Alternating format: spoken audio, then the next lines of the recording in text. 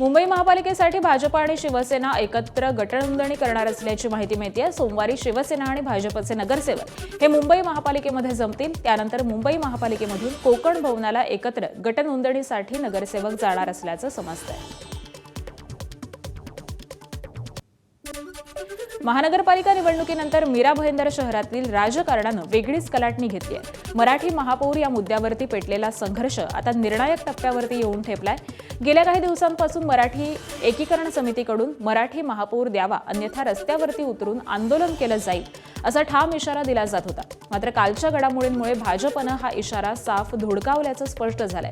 भाजपकडून महापौर पदासाठी डिंपल मेहता यांनी नामनिर्देशन अर्ज दाखल केल्यामुळे मीरा भाईंदर महानगरपालिकेवरती पुन्हा एकदा गुजराती महापौर विराजमान होणार असल्याचं जवळपास निश्चित झालंय। त्याबरोबरच उपमहापौर पदासाठी ध्रुवी किशोर पाटील यांचं नाव पुढे करण्यात आलंय। या निर्णयामुळे मराठी समाजामध्ये तीव्र असंतोषाची लाट उसळली आहे। येत्या 3 फेब्रुवारीला उग्र आंदोलन छेडण्यामध्ये येणार असल्याचा इशारा हा मराठी एकीकरण समितीचे अध्यक्ष गोवर्धन देशमुख यांनी दिलाय। या आंदोलनामध्ये मनसे आणि ठाकरे सेना देखील सहभागी होणार असल्याचं त्यांनी स्पष्ट केलंय।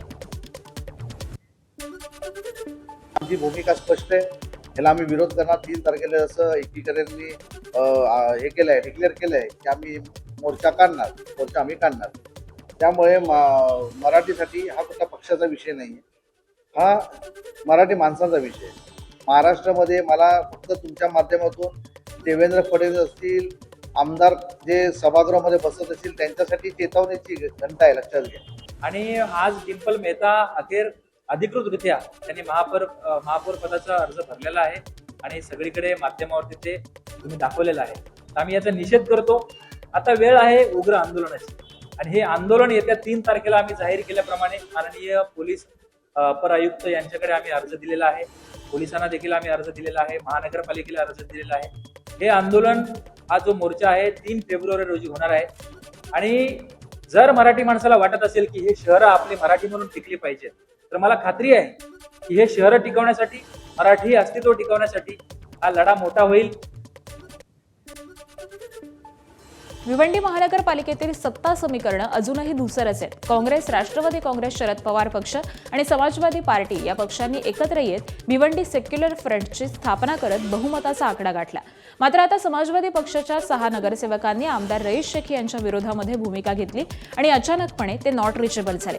या पार्श्वभूमीवरती काँग्रेस, त्याबरोबरच राष्ट्रवादी काँग्रेस, शरद पवार पक्ष या प्रमुखांनी सावध पवित्रा घेत निवडून आलेल्या नगरसेवकांना सुरक्षिततेच्या कारणास्तव अज्ञात स्थळी हॉटेलमध्ये ठेवलेलं असून या हॉटेलमधील व्हिडिओ हा सोशल मीडियावरती व्हायरल झालाय। दरम्यान अशाच एका हॉटेलमध्ये काँग्रेस शहराध्यक्ष रशीद ताहिर आणि राष्ट्रवादी शरद पवार पक्षाचे शहराध्यक्ष शोएब खान यांनी या नगरसेवकांची भेट घेतल्याचा व्हिडिओ हा सध्या सोशल मीडियावरती व्हायरल झालेला असून यामुळे भिवंडीतील राजकीय घडामोडींना अधिकच वेग आलाय। अजित पवारांच्या निधनामुळे रद्द झालेली मनसेची पूर्वनियोजित बैठक सोमवारी होणार आहे। मुंबईतील MIG इथं सकाळी 9 वाजता ही बैठक पार पडणार आहे। मुंबई महापालिकेतील मनसेचे सर्व उमेदवार या बैठकीला उपस्थित असतील। त्याबरोबरच विभाग अध्यक्ष आणि मनसेचे नेते या बैठकीला उपस्थित राहणार आहेत। या बैठकीमध्ये पराभवाची कारणं, त्याबरोबरच इतर बाबींवरती चर्चा होणार आहे। राज ठाकरेंची देखील या बैठकीला उपस्थिती असणार आहे।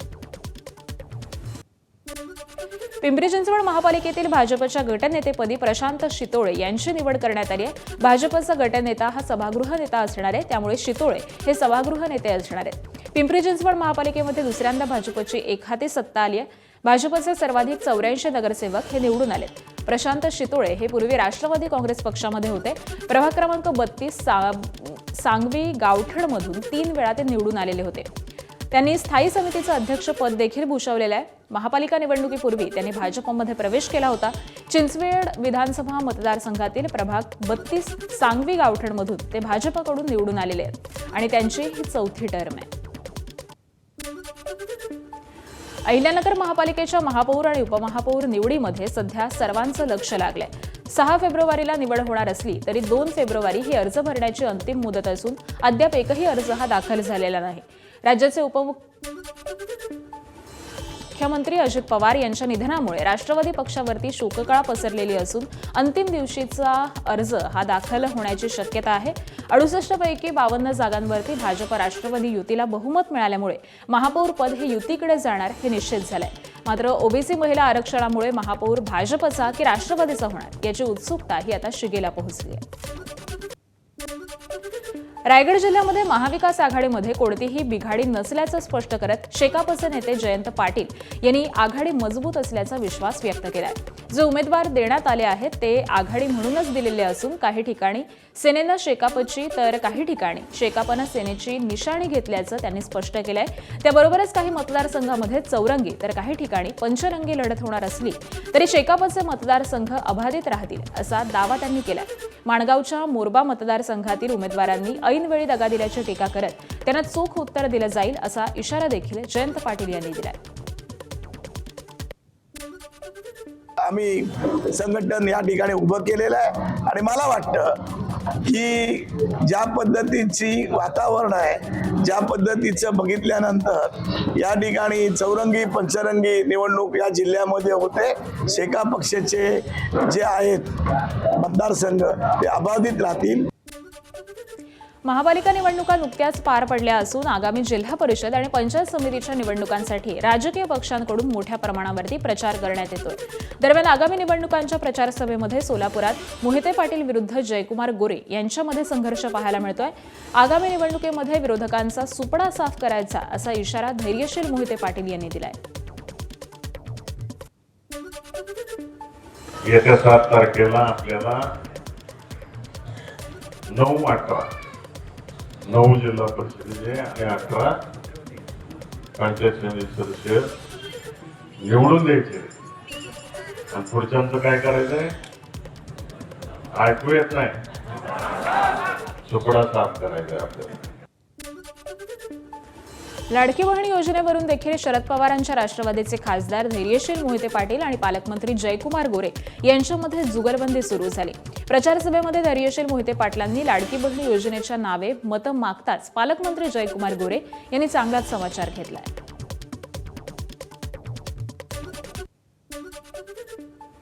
बहिणी उपस्थित आहे. 7 तारखेचं आवाहन करायचे आधी तुम्हाला सगळ्यांना. लाडक्या बहिणी आहेत इथं सगळ्या. ते GR वर सही कोणाची माहिती आहे का? जे तुमचा आदेश निघाला आणि तुम्हाला पैसे येतात महिन्याला 1500 रुपये ते अजितदादांचा आहे. त्यांनी सही केल्याशिवाय मिळाली. दादांना श्रद्धांजली व्हायची असेल तर मताच्या रूपातून राष्ट्रवादी काँग्रेस पक्षाचे सगळे उमेदवार तुम्ही निवडून द्यायचं काम करावं एवढीच विनंती तुम्हाला. ज्या लोकांनी हे सरकार येऊ नये म्हणून प्रयत्न केले, ज्या लोकांनी या सरकार निवडून जेव्हा निवडणुका चालू होत्या त्यावेळी लाडकी बहीण योजना ही फसवी योजना आहे, ही निवडणुकीपुरती योजना आहे, ही भाषणं कुणाची होती? आता जे सांगतात त्या खासदार मोदयांची भाषणं ऐकून काढून बघा. त्यावेळी सांगितलं की फसवी योजना आहे. याच्याबद्दल यांना प्रेम कधीपासून या योजनेला आलं. त्यामुळं माझी या माध्यमातून आपल्यामधून त्यांना सांगणं आहे की लाडकी बहीण योजना ही आमच्या देवेंद्र फडणवीस साहेबांच्या नेतृत्वाखालच्या महायुतीच्या सरकारची आहे. त्याला बाहेरच्या लोकांनी सांगायची आवश्यकता नाही. छत्रपती संभाजीनगर जिल्हा परिषद निवडणुकीमध्ये उमेदवारी मागे घेतल्यामुळे शाईफेकीची घटना घडली आहे. ठाकरे सेनेच्या गंगापूर तालुक्यातील माजी सभापती सुनील केरे यांच्यावरती शिल्ले गावामध्ये शाई फेकण्यात आली आहे. त्यांनी पक्षाच्या पदाधिकाऱ्यांचा सल्ला न घेता उमेदवारीही मागे घेतल्यामुळे ही घटना घडली आहे. त्यानंतर ठाकरे सेनेच्या उपशहर प्रमुख आणि निवडणूक निरीक्षक राजेंद्र दानवे आणि नंदू लबडे यांनी या प्रकरणी जाब विचारण्याचा प्रयत्न केला. मात्र यावेळी त्यांच्यावरती शाई फेकण्यात आली. राज्यभरातील टीईटी परीक्षार्थी शिक्षकांना निवडणूक आयोगानं मोठा दिलासा दिलाय. जिल्हा परिषद आणि पंचायत समितीच्या निवडणुकीसाठी राज्यभरातील शिक्षकांना इलेक्शन ड्युटी लावण्यात आली होती. मात्र मतदानाच्या दिवशी टीईटी परीक्षा होत असल्यामुळे परीक्षेला बसणाऱ्या शिक्षकांची निवडणूक ड्युटी ही रद्द करण्याचा निर्णय प्रशासनानं घेतलाय. या संदर्भामध्ये प्रशिक्षार्थी शिक्षकांची माहिती ही तातडीनं गोळा करण्याच्या सूचना राज्य निवडणूक आयोगाकडून देण्यात आल्या आहेत. ही माहिती मिळाल्यानंतर संबंधित शिक्षकांना इलेक्शन ड्युटीतून वगळण्यात येणार असून त्यांच्या जागी पर्यायी शासकीय कर्मचाऱ्यांची नियुक्ती ही केली जाणार आहे. राज्यातील शाळांमधील विद्यार्थिनींवरती अत्याचाराच्या वाढत्या घटनांच्या पार्श्वभूमीवरती शिक्षण विभागानं महत्त्वाचा निर्णय घेतलाय. राज्यातील सर्व शाळांमध्ये आता सीसीटीव्ही कॅमेरे बसवण्यात येणार असून विद्यार्थ्यांवरती सतत निगराणी ठेवली जाणार आहे. यासोबतच जिल्हा परिषद शाळांचा दर्जा हा उंचावण्यासाठी त्यांचा अभ्यासक्रम सीबीएसईच्या धर्तीवरती राबवण्यात येणार असून केम्ब्रिज पद्धतीवरती आधारित शिक्षण हे दिलं जाणार आहे. भंडाऱ्यामध्ये आयोजित कार्यक्रमामध्ये शालेय शिक्षण राज्यमंत्री डॉक्टर पंकज भोयर यांनी ही माहिती केली. मुंबईमध्ये उद्या तिन्ही रेल्वे मार्गावरती मेगा ब्लॉक घेण्यात येणार आहे. मध्य रेल्वे मार्गावरती ठाणे ते कल्याण स्थानकादरम्यान सकाळी 10:40 पासून ते दुपारी 3:40 ब्लॉक असेल. त्यामुळे सीएसएमटी वरून सुटणाऱ्या जलद लोकल ठाणे ते कल्याणपर्यंत धीम्या मार्गावरून वळवण्यात येणार आहेत. तर हार्बर मार्गावरती कुर्ला ते वाशी दरम्यान सकाळी 11 ते दुपारी 4 ब्लॉक असेल. त्यामुळे सीएसएमटी ते वाशी, बेलापूर आणि पनवेल दरम्यानच्या फेऱ्या या बंद राहणार आहेत. परंतु सीएसएमटी कुर्ला आणि पनवेल वाशी दरम्यान विशेष उपनगरीय लोकल सेवा या चालवण्यात येतील. याबरोबरच पश्चिम रेल्वे मार्गावरती चर्चगेट आणि मुंबई सेंट्रल दरम्यान ब्लॉक घेण्यात येणार आहे. सीएसएमटीच्या पुनर्विकास कामासाठी प्लॅटफॉर्म क्रमांक 16 आणि 17 3 महिन्यांसाठी बंद राहणार आहे. मध्य रेल्वेकडून 1 फेब्रुवारी ते 26 फेब्रुवारीपर्यंत दोन्ही प्लॅटफॉर्मवरती ट्रॅफिक आणि पॉवर ब्लॉक जाहीर केला आहे. या काळामध्ये मडगाव सीएसएमटी तेजस एक्सप्रेस ही अनेक मेल दादर स्थानकामधून सुटणार आहेत. बंगळुरू सीएसएमटी एक्सप्रेस ठाण्यापर्यंत धावणार आहे. लांब पल्ल्याच्या गाड्यांच्या वेळापत्रकामध्ये बदल करण्यात आल्यामुळे प्रवाशांची काहीशी गैरसोय होणार आहे.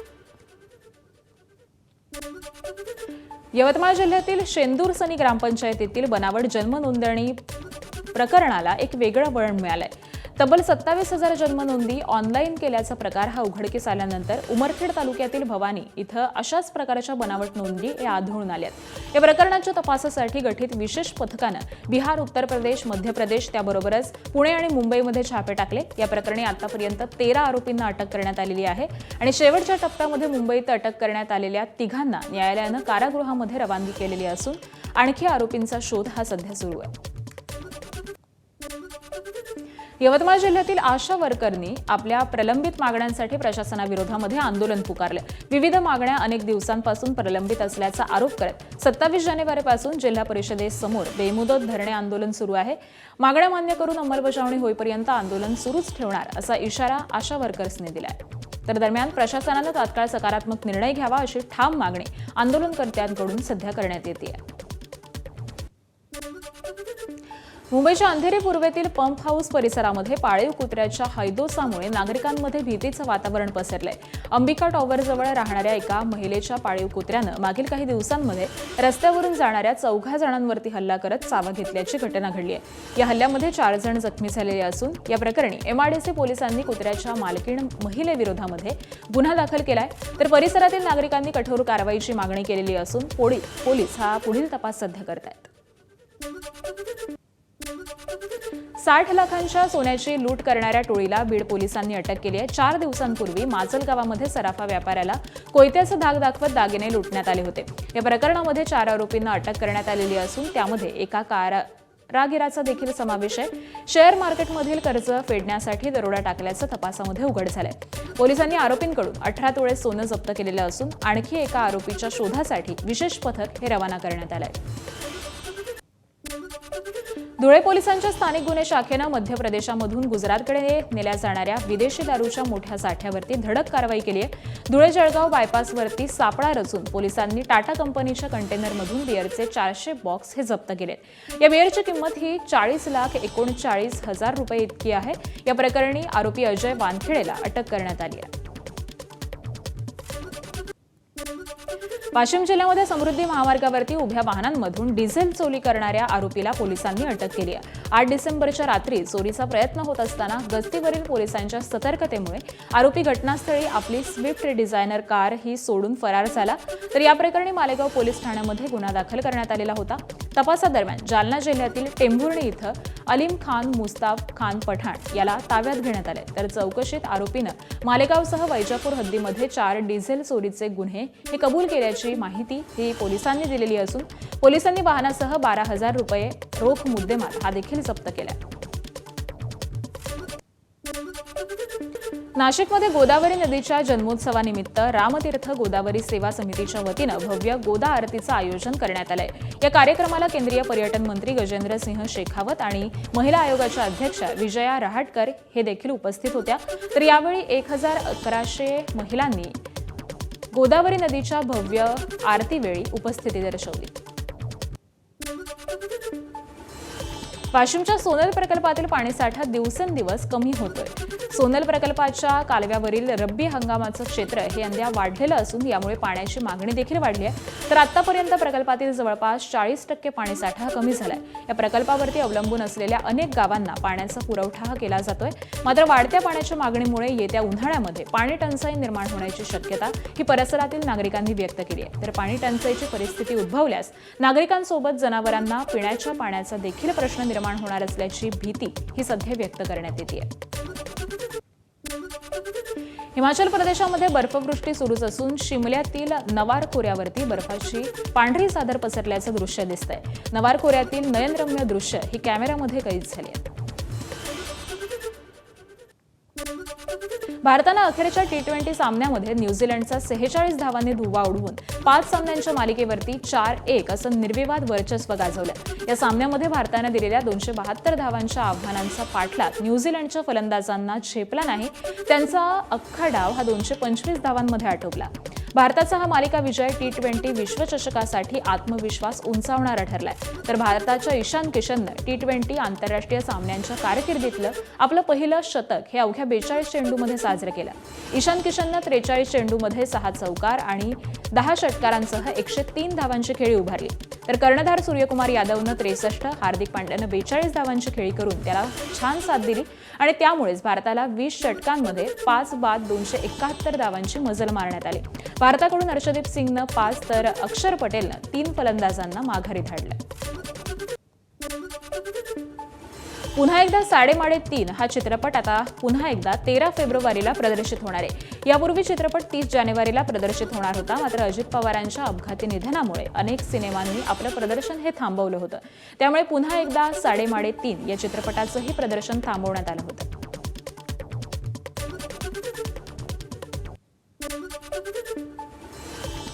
आणि यानंतर पुन्हा एकदा राजकीय घडामोडींचा आपण आढावा घेऊयात। सुनेत्रा पवारांनी उपमुख्यमंत्री पदाची शपथ घेतल्यानंतर त्या अजित पवारांच्या देवगिरी बंगल्यावरती दाखल झाल्या। यावेळी सुनेत्रा पवार यांचा कंठ दाटून आला होता। त्यांनी अजित पवारांच्या प्रतिमेला अभिवादन केलं। यावेळी देवगिरी बंगल्यावरती भावनिक वातावरण पाहायला मिळालं। सुनेत्रा पवार यांनी अजित पवारांच्या प्रतिमेला अभिवादन केलं तेव्हा तिथं उपस्थित असलेले सर्वच जण हे भावुक झाले होते।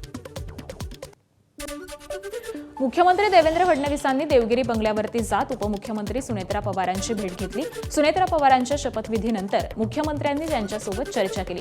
त्याबरोबरच पंतप्रधान नरेंद्र मोदींनी सुनेत्रा पवारांना सांत्वनपर पत्र दिलं। हे पत्र मुख्यमंत्री देवेंद्र फडणवीसांनी व्यक्तिशः जात सुनेत्रा पवारांना दिलंय। शपथविधीनंतर सुनेत्रा पवारांनी एक पोस्ट केली आहे। अजितदादांनी आयुष्यभर शेतकरी, कष्टकरी, महिला, युवक आणि वंचित घटकांसाठी जगण्याचा मंत्र दिला। आज त्यांच्या विचारांचा वारसा पुढे नेत शिवशाहू फुले आंबेडकर यांच्या विचारांवरती निष्ठा ठेवून कर्तव्य भावनेनं उपमुख्यमंत्री पदाची जबाबदारी स्वीकारताना मन अक्षरशः भरून आल्याचं सुनेत्रा पवार यांनी एक पोस्ट करत म्हटलेलं आहे। तसंच अजित पवारांच्या स्वप्नातील न्यायप्रिय आणि विकसित महाराष्ट्र घडवण्यासाठी अखंड प्रामाणिकपणे काम करत राहीन असं देखील सुनेत्रा पवार म्हणाल्या। दरम्यान सुनेत्रा पवारांनी शपथ घेतल्यानंतर रोहित पवारांनी पोस्ट केली आहे। अजितदादांची जागा कोणीच घेऊ शकत नाही, पण किमान सुनेत्रा काकेंच्या रूपामध्ये तरी आम्ही तिथं अजितदादांना पाहू असं आमदार रोहित पवारांनी म्हटलंय। सुनेत्रा पवारांनी उपमुख्यमंत्री पदाची शपथ घेतल्यानंतर मुख्यमंत्री देवेंद्र फडणवीसांनी एक पोस्ट केली आहे। कठीण प्रसंगात देखील सुनेत्रा पवारांनी महाराष्ट्र हिताचा निर्णय घेतला, तो कौतुकास्पद आणि धाडसी असल्याचं मुख्यमंत्र्यांनी म्हटलंय। त्याबरोबरच अजितदादांचा वारसा सुनेत्रा पवार या समर्थपणे चालवतील असा विश्वास देखील फडणवीसांनी व्यक्त केला आहे। दरम्यान पंतप्रधान नरेंद्र मोदी यांनी देखील सुनेत्रा पवारांना शुभेच्छा दिलेल्या आहेत। सुनेत्रा पवारांनी महाराष्ट्राच्या पहिल्या महिला उपमुख्यमंत्री म्हणून शपथ घेतली। त्या राज्यातील जनतेच्या कल्याणासाठी अथक परिश्रम करतील आणि दिवंगत अजितदादा पवार यांचं स्वप्न पुढे नेतील असा विश्वास पंतप्रधान नरेंद्र मोदी यांनी व्यक्त केला आहे। पंतप्रधान मोदींनी शुभेच्छा दिल्यानंतर उपमुख्यमंत्री सुनेत्रा पवारांनी त्यांना उत्तर दिलंय. महाराष्ट्राच्या सेवेसाठी नव्या जबाबदारीची सुरुवात करताना आपल्या शब्दांनी जलकल्याणाच्या कामासाठीचा आत्मविश्वास वाढला असं म्हणत सुनेत्रा पवारांनी पंतप्रधान मोदींचे आभार मानले. अजित पवारांच्या निधनानंतर राष्ट्रवादी काँग्रेस पक्षाच्या राष्ट्रीय अध्यक्षपदाची जागा ही रिक्त झाली. त्यामुळे राष्ट्रीय अध्यक्ष कोण होणार याकडे राजकीय वर्तुळाचं लक्ष लागलंय. त्यावरती मनसे अध्यक्ष राज ठाकरेंनी एक पोस्ट केलेली आहे. राज्याच्या सध्याच्या राजकारणावरती भाष्य करत राज ठाकरेंनी प्रफुल्ल पटेल यांच्यावरती निशाणा साधलाय.